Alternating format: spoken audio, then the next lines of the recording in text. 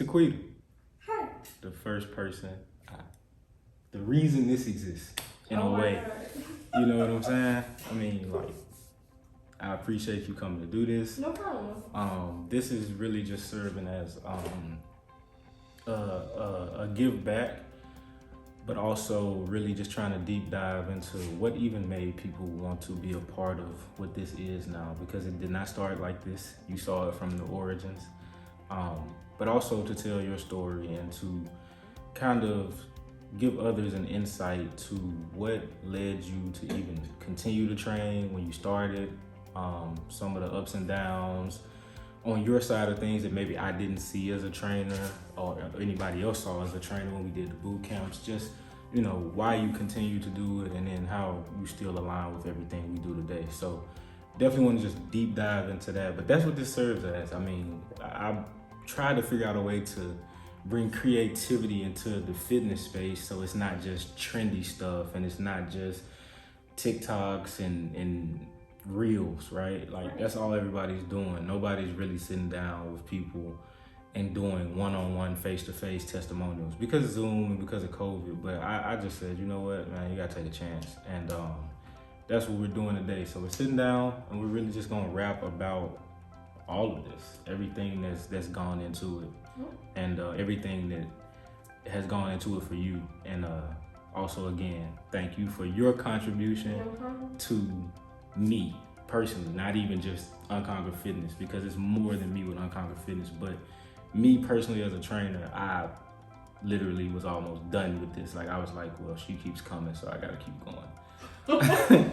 and now, hey, I was paying you, so I had to go. Yeah, now look at us, right? Okay, so who is Tacqweta Dorsey? Oh man, I am, first of all, a forever evolving human being, so I'm just not one thing.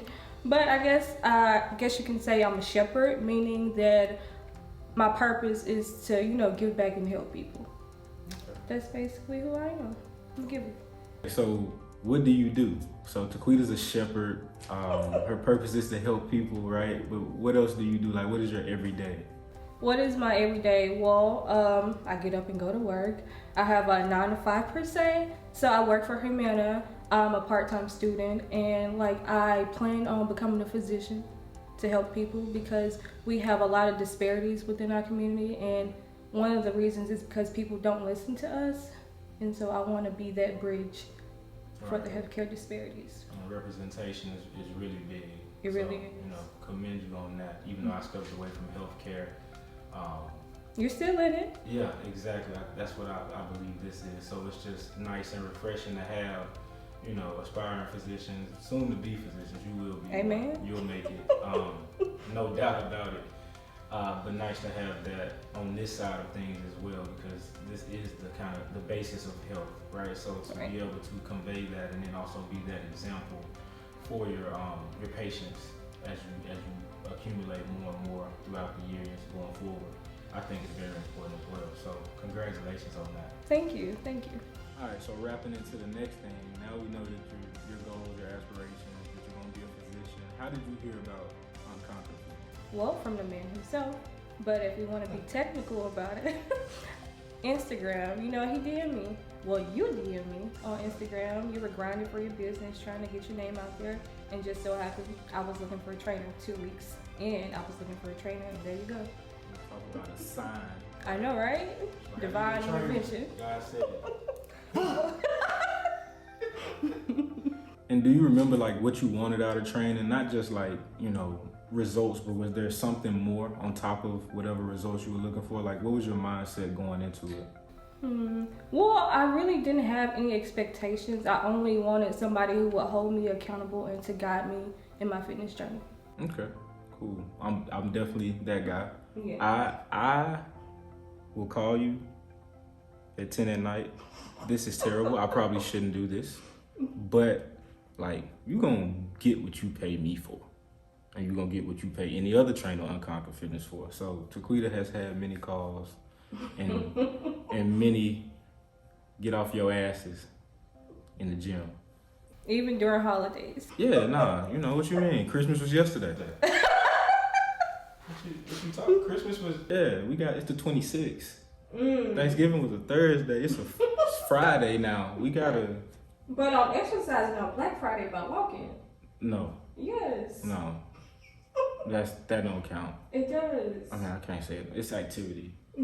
But nah, that don't count. Black Friday shopping is not proper exercise. It is. No. So, did you have any external like breakthroughs or even internal breakthroughs, like just things that happened during Unconquered Fit, your time training, like, you know, anything that you were pushing for in life that the discipline that the training gave you helped you achieve, anything of that nature? I mean, well, first of all, I gained stamina and strength. That was both physically and mentally, and so it made me, you know, feel stronger and empowered in the world. And how did that stronger and feeling empowered kind of exhibit itself through your everyday? Like, how did that make you feel in other settings outside of just training? Well, first of all, it made me feel invincible, like I could complete any challenge. I was ready for it, honestly. Yeah, I had you ready to box. Yeah. Tacqweta came in ready to fight. I did. A lot of days. I was just like, why are you angry? I wasn't angry, I was motivated. It's a difference. Yeah, I'll give you that one. Angry and motivated are different.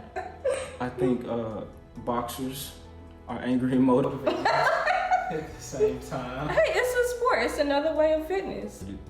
Hey, you're a warrior. Yeah. You're a conqueror, not a warrior. Shout out Golden State. So, I mean, obviously this is more for the people than it is for both of us, but talk to me about the process of just becoming a trainee, if you will, with Unconquered Fitness. How did that, was it easy? Was it, you know, fast? Like, how was the onboarding process of coming into this, you know? Well, it was easy. We both were in communication with each other, whether it be over the phone. We did an in-person consultation. You helped me fill out the form. So it was very easy to become an Unconquered Fitness personnel or trainee. Conqueror. We're gonna just say conqueror. Conqueror. So like, how was the onboarding process to become a conqueror? They have trainees and clients. We just got conquerors. That's it. I mean, you were so hands-on, so it was easy to become a conqueror. Sure. It was. So obviously there's a lot of skepticism in the training community, trust factor, a whole bunch of those things. So like, what do you think, because it was easy to onboard and because of how hands-on, you know, I was at the time, did that make it an easier decision for you? Like what, and then also you joined a big community as we grown, you know, free boot camps and all the stuff we've done. Like, did all that play a part in continuing to stay a conqueror and stay kind of conjoined at the hip with this UC and our growth? Yeah, I mean, initially I didn't know what to expect. I just know you were a familiar person because we attended school together, but I stayed because of your professionalism and your character. I saw that you worked just as hard outside the gym as during training hours, because you would come back and, you know your stuff, like the physiology and the nutrition information that you would tell your clients. So it was about the overall health of your clients and not just training in the gym. All right, so now we get into the fun questions. Like, what was the hardest thing that you had to do? Like the hardest exercise or group of exercise, whatever. Like, what was the hardest, like your hardest day you can probably remember? What exercise was the worst? Anytime we would do the battle ropes, man, did I hate battle ropes. They were just horrible. Yeah. You would think it's nothing to it, but oh my God, it requires so much work. Yeah. And usually you would do the battle ropes at the end of a workout, and you know, you were wrong for that. Well, you know what I remember? I remember you had to, like, you kept saying, hey, I want to work on my core, which was mainly nutrition, not necessarily exercises. But I remember that I had to do pull-ups after kind of taxing your core a little bit, because I was like, okay, she thinks that the core is only when you do sit-ups and Russian twists. I'm going to show her that your core is more active in some other exercises than those. And like, I just remember you doing pull-ups and like, bro, what is this? And I was like, yep, she gets it now, right? So a lot of that stuff, you know, we definitely try to make sure that you understand that, you know, working your body one way is not the only way to work it, especially when it comes to your core. Your core is involved in everything. So And that's a lot of people's main focus, right? That's a lot of people that get into training want to see abs. You know what I'm saying? Some people don't necessarily want the health benefits. They want aesthetically pleasing benefits. But as we both talked about before, you can be very, very unhealthy and look good. Yeah. So definitely for me, I know you hate the battle ropes, but for me, what I remember is you doing those pull-ups that day. Okay, so this is another question I like to ask, even like when I'm not in this setting, just to new clients or whatever, like in terms of their life. Did you ever have like a oh shit moment when you were training, like I might fail this, like, and then if you did, like what kind of happened that made you say, okay, I'm not failing, like I got this? Well, apparently it was the sit-ups or the pull-ups rather. And bench pressing was a big thing for me. But overall, I was dedicated to working out in my fitness journey. I really was dedicated. And you made it easy to be dedicated to a fitness journey. Sure.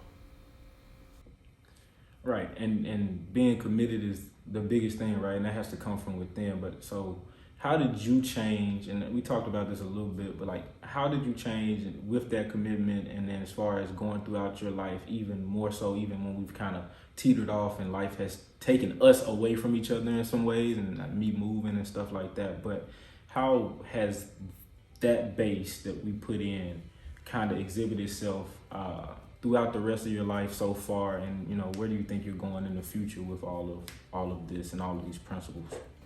Well, when working out, you gain perspective, and with perspective comes consistency and discipline. And so I think that applies to any journey in life, not just your fitness journey, but everything in life. So you feel like you got a whole bunch more perspective just about yourself as a whole? Yes.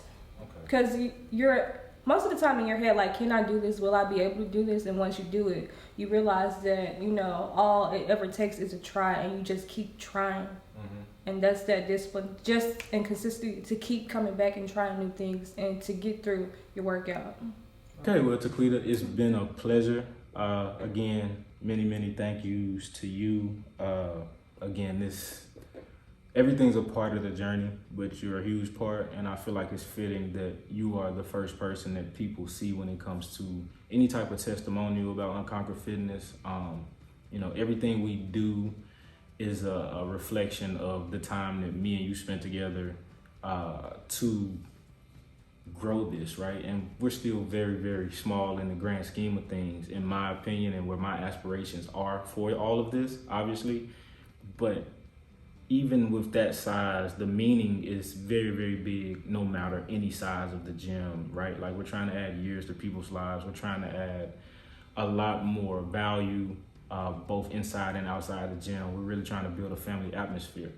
And a lot of that is encompassed in how I go about things, the type of people I bring into the organization, but also you and your stewardship and your referrals, if anybody gets referred, like all of that. Like, I keep telling, I tell Tacqweta, she's gonna have like a statue at the first location. I fought for that statue, first of all. Yeah, she fought for the statue. But she's definitely gonna have something. Like, if I can't get a statue, I'm gonna get a wall of like a plaque. Yeah, something. I gotta do something, right? Because this has truly changed my life personally as a person, not just the scope of business and what I do to make any type of funds. It's really a part of who I am. The same way your purpose is being a shepherd and being a steward of, health and fitness and going to be a physician later on. It's so much more that you have to do, and it's so much more that I have to do. And because we came to each other at that point in time, I think has really propelled us at a time in life where it was really hard. Because it was really hard for me at that time, personally. I don't know how hard it was for you. I know we talk about some challenges, but obviously everything is kind of only to a certain degree when you're explaining to other people versus basically how you really feel inside, right? So really just want to, again, say thank you. I will try to make sure this is up in a timely fashion, but it's definitely going to be the video on the website, probably the banner video that people see when they first come, because that's gotta be what people see. They need to know that this isn't just another fad diet. This isn't just another fitness plan and a couple trainers that don't care about their clients. Like, you know, we do this out the house right now, right? And then we go to people and we throw boot camps and we take calls when we probably shouldn't. You know, a lot of trainers say cut it off, you're gonna burn yourself out. And yes, you can. You gotta find work-life balance. But when it's family and that's how you're approaching it, it's hard to say don't call me after 8:30 or 9, right? Like if you need it, then we gotta get on the phone and talk about it. Now that conversation can't be 45 minutes to an hour every time, you know, but it can be something, right? Sometimes you do have to talk people off the ledge of quitting. So again, thank you. You're welcome. It's a pleasure.